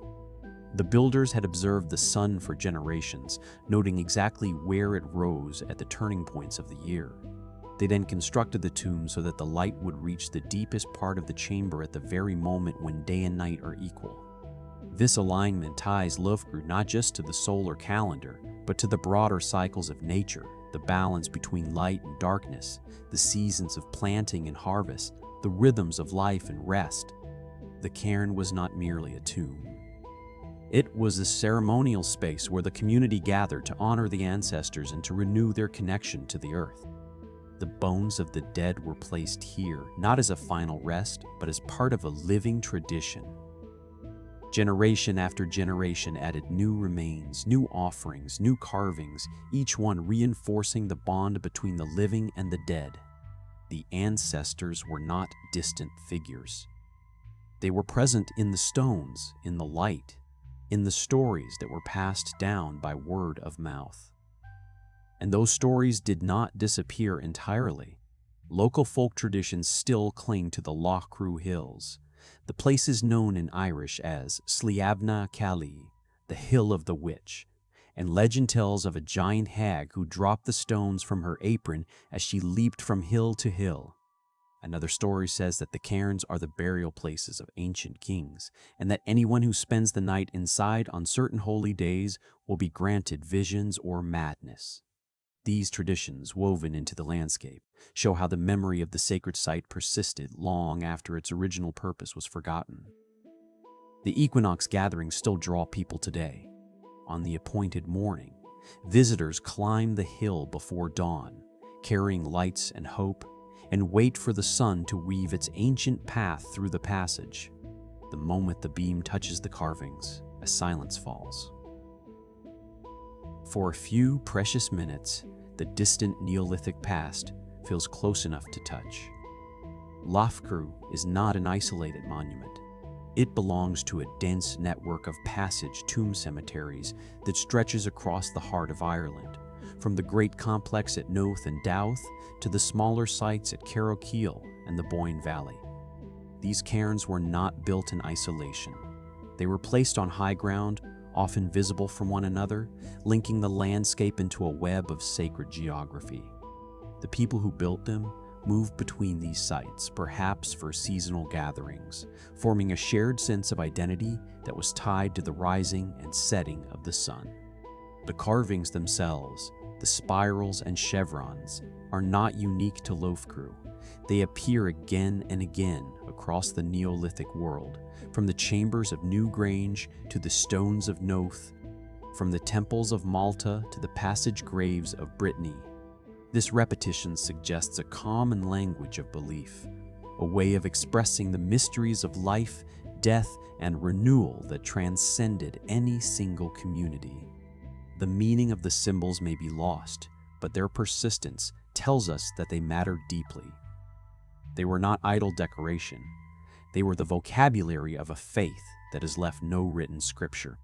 As the beam of the equinox sun fades from the chamber at Lochcrew, the stones fall back into shadow. The carvings retreat into the dark, waiting for the next sunrise that will wake them again. And the hill stands silent, holding its secrets until the turning of the year calls the light back once more. Across the Mediterranean, on a windswept plateau in the Golan Heights, another circle of stones waits for the sun. This site is known as Rujm el-Hiri, and it was built sometime between 3300 and 2700 BCE, a time when the first cities of Mesopotamia were still small and writing was only just emerging in Sumer. Here, in a landscape of volcanic basalt, a society of shepherds and farmers constructed a monument that still puzzles archaeologists today. At first glance, it looks like a giant wheel carved into the earth. 4 concentric rings of black boulders, some weighing several tons, arranged in a circle nearly 160 meters across. At the center, a massive cairn, a pile of stones about 20 meters in diameter and 4 meters high, marks the hub of this wheel. Radiating from that central cairn, low stone walls connect the rings, dividing the space into sections almost like the spokes of a wagon wheel. The entire structure is built from local basalt, a hard, dark volcanic rock that would have been quarried with stone hammers and shaped by patient labor. The builders had no metal tools, no draft animals, no writing system, yet they laid out these rings with a precision that suggests careful surveying. The outer ring is nearly a perfect circle, and the walls that connect the rings follow straight lines that align with the horizon at critical points of the year. On the morning of the summer solstice, the longest day, the sun rises directly over a specific notch in the outer ring, sending a beam of light through a gap in the walls toward the central cairn. On the equinoxes, the same light passes through another dap, marking the balance of day and night. These alignments are not accidental. The builders observed the sun's path across the sky for generations, and they encoded that knowledge into the stone. Rujm el-Hiri was more than a calendar. It was a ceremonial gathering place, a point where scattered communities came together to observe the turning of the year, to perform rituals, and to reaffirm their shared understanding of time. The central cairn itself may have been a tomb or a platform for offerings. Though no human remains have been found there, only scattered pottery and the bones of animals from feast. The site sits on a high plateau, visible for miles around, a fixed landmark in a landscape where people moved with their flocks. Its shape, a circle with radiating spokes, is striking. Thousands of years later, similar patterns would appear in zodiac imagery, the wheel of the year, the cycle of the stars. No written record survived from the people who built it, only the stone rings and the silent alignments. The Golan Heights have seen countless cultures come and go, but the circle remains, waiting for the sun to trace its ancient path once again. On the northern coast of Japan, two stone circles face the setting sun. These are the Oyu stone circles, built between 2000 and 1500 BCE by the Jomon culture, a society that lived without agriculture, without metal, and without writing. They were hunter-gatherers, people who moved with the seasons, fishing the rich waters of the Sea of Japan, gathering nuts and berries from the forests, and hunting deer and boar in the hills. Yet, they created something that defies the old assumption that only farmers could build lasting monuments. Two arrangements of stones, known as manza and nonakado, stand on a grassy terrace overlooking the Oyu River. Manza is the larger of the two, a ring of roughly 60 boulders, each about half a meter high, arranged in a circle 32 meters across. At its center, a smaller cluster of stones forms a smaller circle, like a target or a wheel within a wheel. Nonakado, just a few hundred meters away, is similar but slightly smaller, with a central standing stone instead of a cluster. Both circles are carefully aligned. The entrance to each ring points directly toward the direction of the setting sun on the winter solstice, the shortest day of the year. On that afternoon, the sun would have appeared to sink into a notch on the distant horizon, framed by the stones. The builders had watched the sun for generations, tracking its slow movement along the arc of the sky, and they marked that moment in stone, a calendar carved from the landscape. But the circles were not just observatories. Excavations have revealed that they were also places of remembrance. Beneath the stones and in the spaces between them, archaeologists have found pits containing fragments of pottery, animal bones, and the remains of small fires. Some of these pits held the careful arrangements of what appear to be individual offerings, perhaps tokens left in honor of those who had passed. The stones themselves are not carved with figures or symbols, but their arrangement speaks of a deliberate, solemn purpose. The Jomon people were not isolated or simple. They were among the earliest in the world to develop pottery, creating vessels with intricate cord-marked patterns that give their culture its name. They also possess remarkable woodworking skills. Tools made from polished stones, such as adzes and chisels, allowed them to shape timber for houses, for dugout canoes, and for structures that have long since rotted away. Yet they chose to build in stone for these ceremonial circles, perhaps because stone was permanent, something that would outlast any single generation. The choice of location itself is telling. The Oyu site sits on a terrace that overlooks a wide valley, with the mountains of the Shimakita Peninsula rising to the west. The view is open, the sky immense. It was a place where the community could gather, where the living could feel the presence of those who had gone before, and where the turning of the year was made visible in the alignment of stone and light. And this reverence for natural stones would echo forward into later Japanese traditions. Shinto, The indigenous spiritual path of Japan holds that certain rocks, trees, and mountains are inhabited by kami, the spirits of nature. Even today, some ancient stones are wrapped in sacred rope or shimenawa and treated as living presences.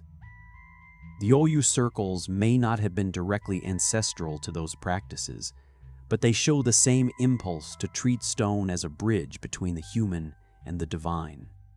The circles remained in use for several centuries and then, gradually, they were abandoned. The rituals ended, the gathering ceased, and the stones were left to the grass and the snow.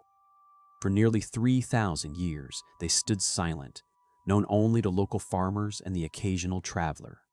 When archaeologists rediscovered them in the 20th century, they found that the Jomon people had placed the stones with such care that many were still upright, still aligned to the winter solstice.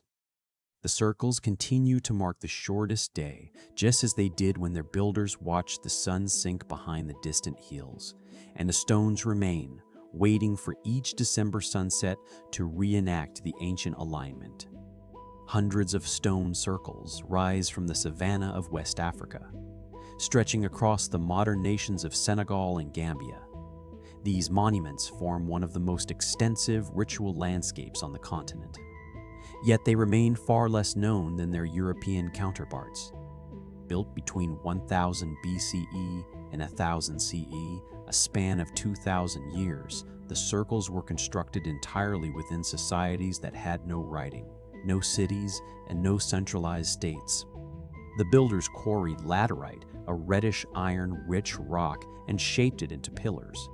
These pillars, often between 1 and 2 meters tall, were arranged in carefully laid circles with diameters ranging from 4 to 8 meters.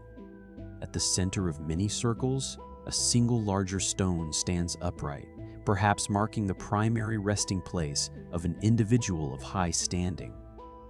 Over 1,000 circles have been identified, grouped into about 4 main clusters, with the highest concentration around the river Gambia. The scale is staggering. Each circle required dozens of pillars. Each pillar had to be quarried, shaped, and transported across uneven terrain, all with nothing harder than stone hammers and wooden levers. No metal tools were used. The people who did this were farmers and herders, living in small villages of thatched houses, their lives tied to the rhythms of rain and harvest. Yet they shared a vision that led them to invest enormous labor in these stone rings. Excavations have shown that the circles surround burial chambers.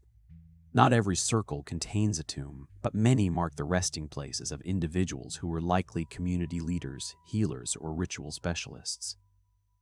The chambers themselves are modest, lined with stone slabs and covered with earth, holding the remains of 1 or 2 people, along with pottery, beads, and occasional iron objects from later periods. The uniformity of the circles across such a wide region, spanning hundreds of kilometers, points to a common belief system that transcended individual villages. The people spoke different languages, lived in different ecological zones, from the coastal mangroves to the inland woodlands, yet they built stones that followed the same plan. This suggests that ideas about the afterlife, the honoring of ancestors, and the marking of sacred space were shared through oral tradition, passed along trade routes and seasonal gatherings. The circles were not just tombs. They were statements of identity, landmarks that connected the living community to those who had come before, and they were maintained over centuries. Some circles show evidence of repeated use, with new burials added, stones re-erected, and the surrounding area kept clear of vegetation. The rituals likely involved feasting, offerings, and ceremonies that reaffirmed the social order. Yet despite the impressive number of circles and the wealth of information they hold, only a small fraction have been scientifically excavated. The vast majority remain untouched, their secrets still buried beneath the grass and termite mounds. This means that our understanding of the Senegambian stone circles is still incomplete. We do not know the exact sequence of construction, the full range of rituals performed, or why the tradition eventually ended around 1000 CE. The silence of the stones is a challenge.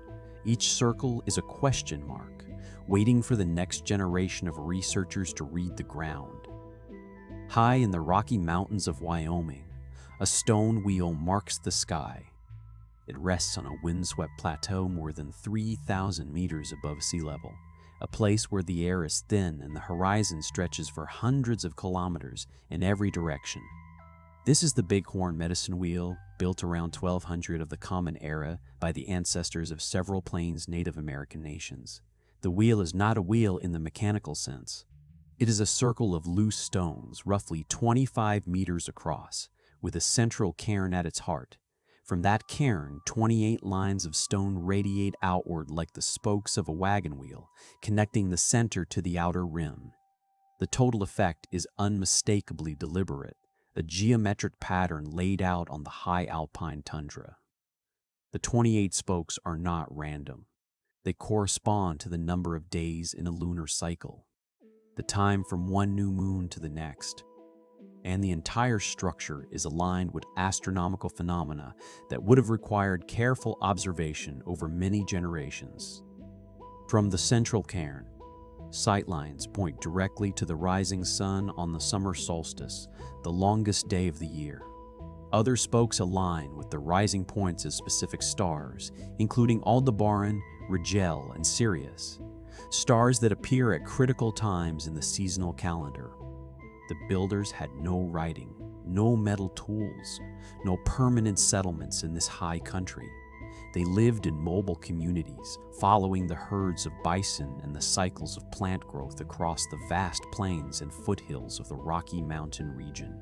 Yet they understood the sky with a precision that still impresses astronomers today. The medicine wheel was not a calendar in the modern sense of a printed chart.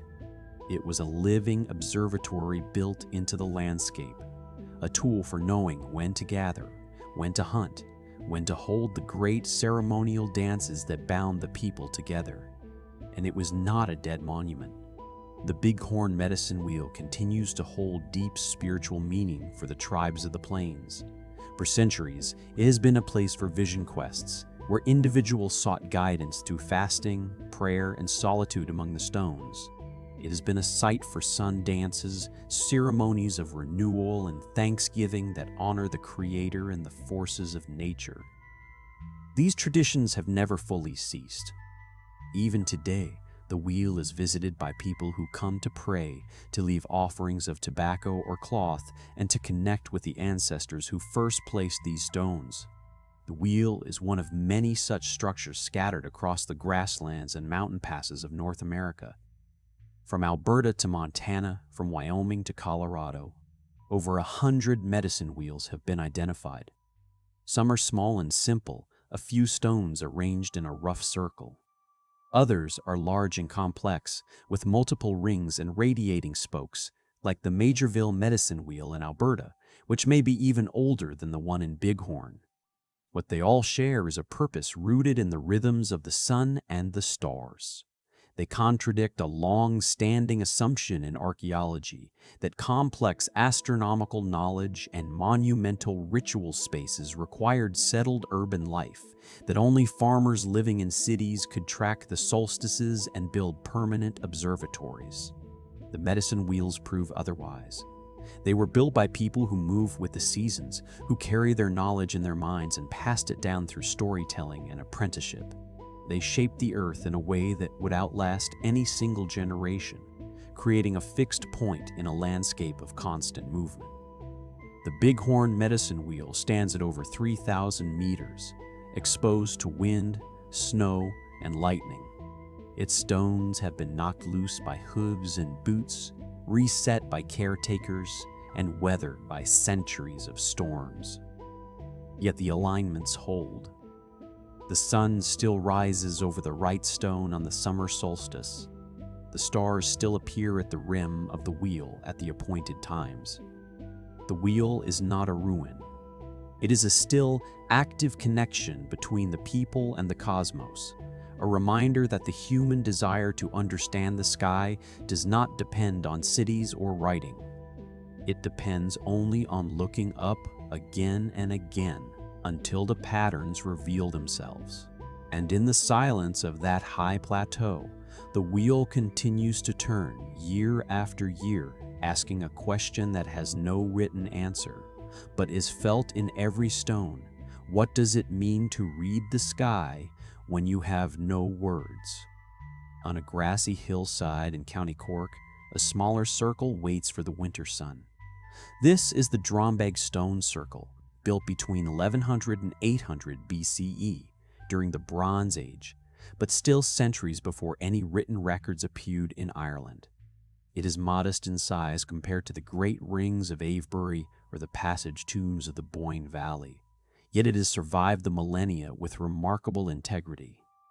17 standing stones form the main ring, each one a local sandstone slab set upright in the earth. The stones are not uniform. Some are tall and slender, others short and broad, their weathered surfaces covered with pale lichen. They stand in a rough oval about 9 meters in diameter, and at the southwestern edge, one stone lies flat across 2 smaller supports, creating a recumbent stone like those found in Scottish stone circles. This recumbent stone is no accident. It is aligned precisely with the setting sun on the winter solstice. On the shortest day of the year, someone standing at the center of the circle would see the sun sink directly behind that flat stone, its last rays framing the horizon as darkness settled over the land.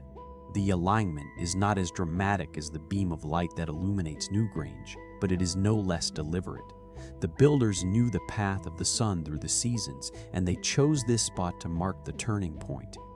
Excavations at the center of the circle have revealed a large pit, carefully lined with stones and containing layers of ash, charcoal, and fragments of burned human bone.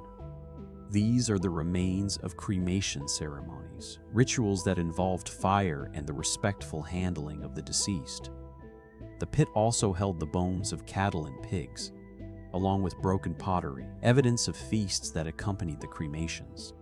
The people who gathered here did not just come to mourn, they came to share food, to tell stories, to renew the bonds between the living and those who had passed. And they kept coming. The circle was used for over 1,000 years, from the Bronze Age well into the Iron Age, long after the grander monuments of earlier centuries had fallen into silence. That continuity is remarkable. While the great temples of Malta were abandoned and the passage tombs of Ireland slowly sealed, Drombeg remained a living place of ritual. Generations returned, adding their own offerings, tending the stones, keeping the tradition alive. The circle is a reminder that the impulse to mark time and honor the dead did not fade with the end of the Neolithic. It adapted, persisted, and found new forms even as the world around it changed. Today, the circle stands in a quiet field surrounded by hedgerows and the low hills of West Cork. Visitors walk the path between the stones, touch the recumbent slab, and often feel a sense of peace that seems to settle over the place. The winter sun still sets behind the recumbent stone, and the ashes of ancient fires still lie beneath the grass. Drombeg closes the European megalithic tour with a quiet statement. The tradition of building ritual landscapes did not end with dramatic monuments. It endured in smaller circles, in local gatherings, in the simple act of marking a sunset that promised the return of longer days. And that tradition, carried forward by people without writing, without cities, shaped the spiritual geography of an entire continent. On the coast of Brittany, not far from the alignments of Carnac, lies one of the most astonishing failures of prehistoric engineering.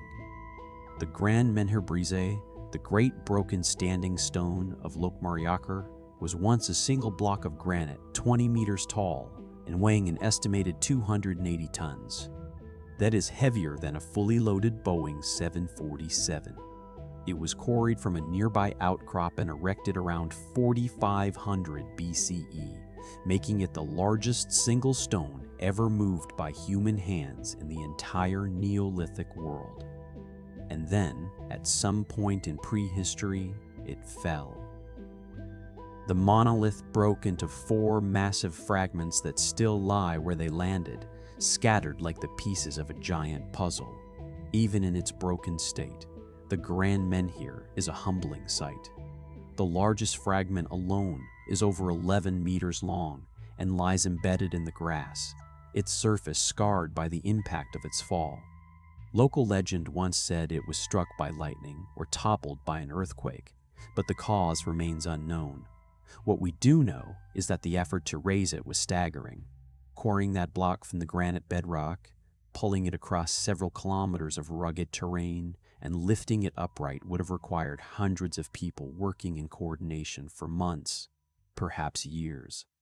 All without metal tools, without wheels, without writing, and without any form of centralized government. The stone is not isolated. It once stood at the head of a long avenue of smaller menhirs, now mostly missing or reused in later buildings, and it sat within a landscape dense with ritual meaning.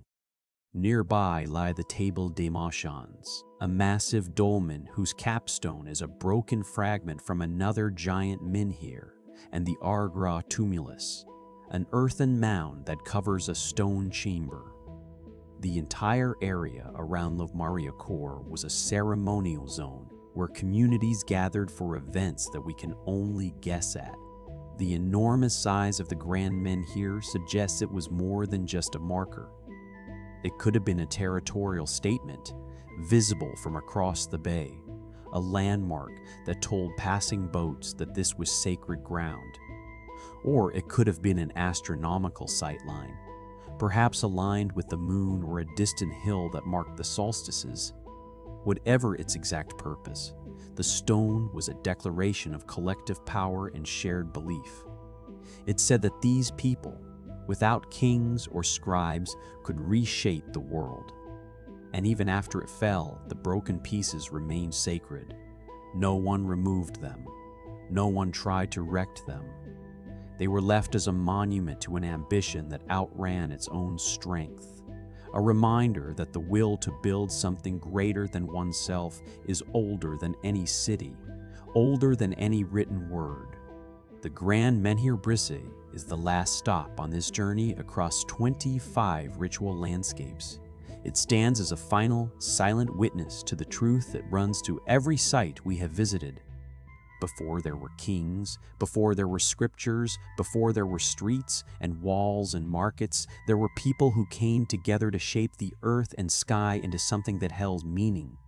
They built in stone, in earth, in wood. They watched the sun and the moon. They honored the dead and celebrated the living. And they left behind no words to explain themselves, only the enduring shapes of their devotion. The great broken stone lies in the grass, and the questions it asks are still unanswered. But the stones themselves are the answer. They are the words of a language that has no alphabet, no grammar, no voice. And they are still speaking. Across every continent, the stones still speak without words. We have traveled from the oldest temple on earth at Göbekli Tepe to the great broken menhir of Brittany, from the sunken plazas of Peru to the medicine wheels of the Rocky Mountains. And what we have found is not a collection of isolated curiosities.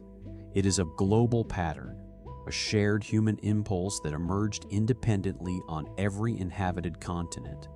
Before cities rose, before writing was invented, before kings claimed their thrones, people gathered in small communities and reshaped the world around them. They built circles and rows, passage tombs and pyramids, earthworks and stone wheels. They did not have metal tools or draft animals or any form of centralized government. Yet they raised monuments that still stand after 5,000 years. These were not primitive efforts. They were sophisticated achievements.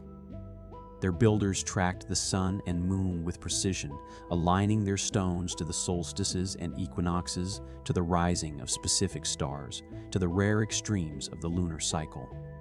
They engineered drainage systems, corbelled roofs and foundations that have survived millennia of weather. They quarried and transported blocks weighing hundreds of tons, and they did it with nothing but human labor, wooden levers, and patient observation. They passed down astronomical knowledge through oral tradition for centuries, generation after generation, without a single written symbol to fix it in place. And they created spaces that held meaning, that unified scattered communities, that honored those who had passed and celebrated the cycles of life. The ritual landscapes they left behind are not primitive relics. They are testaments to a different kind of civilization. One built not on cities and scribes, but on shared belief and collective effort. They remind us that the drive to create sacred space is older than any government, older than any economy, older than the very idea of civilization as we define it. What does it say about us then, that we still gather in stadiums and plazas, that we still build monuments and align them with the sky, that we still mark the turning of the year with ceremony? The impulse has not disappeared. It has only changed its form. As you walk away from this journey, I invite you to think about the places that hold meaning in your own life, the spaces where you feel connected to something larger than yourself. Every one of those places, whether a cathedral, a park, or a hilltop lookout, echoes the ancient impulse that raised the stones at Göbekli Tepe and the circles of Carnac. We are still building our ritual landscapes, even if we do not call them that. Which of these 25 sites do you find most astonishing? I would love to hear your thoughts in the comments. And if you have not already, please take a moment to subscribe and turn on the notification bell so you do not miss the next journey into the deepest mysteries of our shared past. The stones have spoken. The silence they leave behind is full of questions, and we have only just begun to listen.